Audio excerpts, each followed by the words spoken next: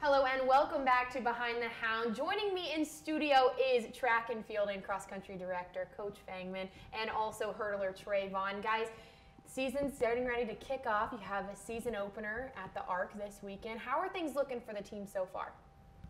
Well, from our perspective, pretty strong. We've men's team right now. The women's team is getting better. We got a couple of holes there we need to fill, but everybody's working very hard. And so I'm pretty pleased with it. I'm pretty jacked up. Now, the indoor track and season is nearly upon us, as we mentioned already.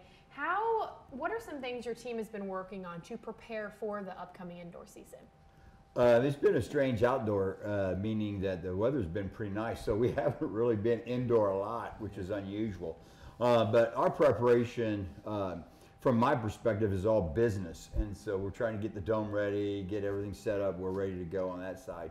The athlete side, especially with Treyvon, he's a defending All-American, and so he's been working very hard to not only defend his title as a conference champion, but also as a All-American. And so we're looking forward to watching him run. He's one of our stars. Absolutely. Now, you mentioned Treyvon, but as a track and field director, you have a number of different disciplines that you have to worry about. Talk about some of the different groups and your expectations for them other than Treyvon this season. Okay.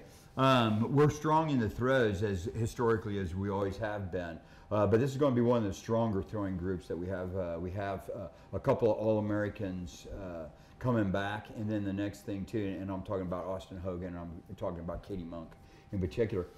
But we also have a real strong women's core that's young. This is their first year, freshman and a transfer. That I think they'll surprise a lot of people. Our men's side is experienced, and the new people are coming in. They're going to score quite well for us. We're stronger than we have been in the past in our jump areas. We're young in the distance, but our sprinters are sprinkled with defending All-Americans also. So it's kind of like a portfolio. We're diversified in almost all the areas, so we feel pretty confident. Yeah, now you talked a little bit about how you haven't necessarily had to use the Arc as much this season, but you guys host several indoor meets at the Arc throughout the indoor season. Talk a little bit about having a facility like that to your guys' disposal. Well, it's unbelievable, actually. Don't you think, Treyvon? Yes, sir. Yes, sir. It gives him opportunity. In years past, a guy like Treyvon would have had to train up in the upper area of Nickerson. And it's not even long enough for him, in particular in his hurdle race, to even have all the hurdles up. We could only put out 3. I would force 4, but they're going to run into the wall. Yeah. But with what we got now, we have no problems like that. Everybody is training. It's a multiple athletic facility, meaning on Tuesdays in particular that we'll have 5 teams in there during season. And I'm talking about softball, baseball, lacrosse, both our lacrosses, and track and field. And so we can make it work if everybody kind of keeps their head on a swivel, don't get in, hey, let's go run up each other's backs, let's go and throw balls and hit each other. But we can usually make it work. It's a true blessing, to be honest with you. Now, Coach, you've mentioned a lot of the success with the hurdling team. Treyvon, the hurdling team has scored a ton of points in GLVC last season. Talk a little bit about the group and what makes them so successful. I think what makes the group so successful is that we're all there for each other. We are all there to lift each other up. Rather if we do something right or we do something wrong, we're all there to critique each other as our hurdle group. And not even just our hurdle group. I want to say that the entire track team, men and women's. So. Now, you're coming off a great season yourself, as Coach Fangman has mentioned already, but you set school records in both the 60-meter and the 110-meter hurdles, and you were an All-American, as we mentioned earlier, indoor nationals last year, and you just missed a spot in the finals at the outdoor nationals. What are your goals for your senior year coming this season to hopefully snag a spot? To be honest, my goal is for indoor. I'm only focused on indoor for right now. It's just to go all the way for my senior year, trying to go out with a bang. And For outdoor, let's see how far I can get. Yeah. Yeah.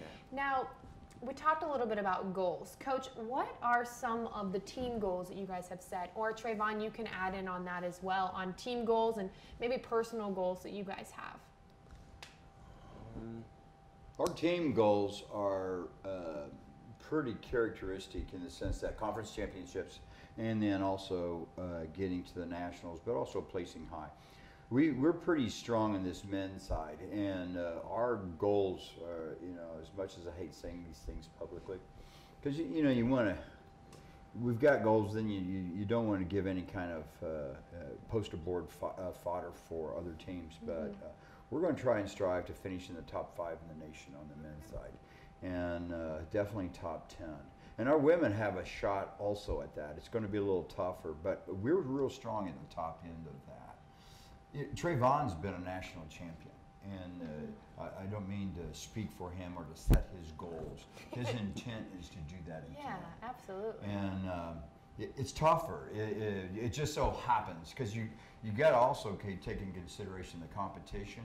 And in his particular events, we have some of the best men hurdlers that we've ever had nationwide, which is real common right now at the Division II level. We're getting more and more people choosing Division II over Division I.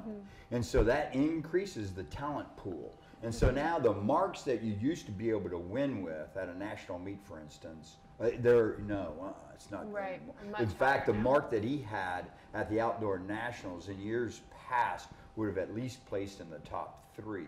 Well, this year it placed 10th, and they had 9 lanes. Okay. So we're missing it by 1. Right. We missed it by 1 lane, and they had. I think we ran 9 that final, didn't we, Treyvon? It was 9. Yeah. And so there you are. You're looking at that, and so in any year prior to that, he would have been top 5, top 3 in the nation. And so, but we have to step it up too. Then, you know, you can't sit here and go, "Oh, poor pitiful us. The competition is so good." You go, "No, man. We got to step it up too." Put your big girl and big boy pants on. Let's go. Right. Absolutely. Let's go. Exactly. But thank you guys so much. Those are some great goals. Good luck to you guys in your season. I'm sure we'll talk to you again. Good luck at your meet this weekend, Treyvon. Thank you. That's all the time that we do have for today. Okay. From all of us here, have a great night.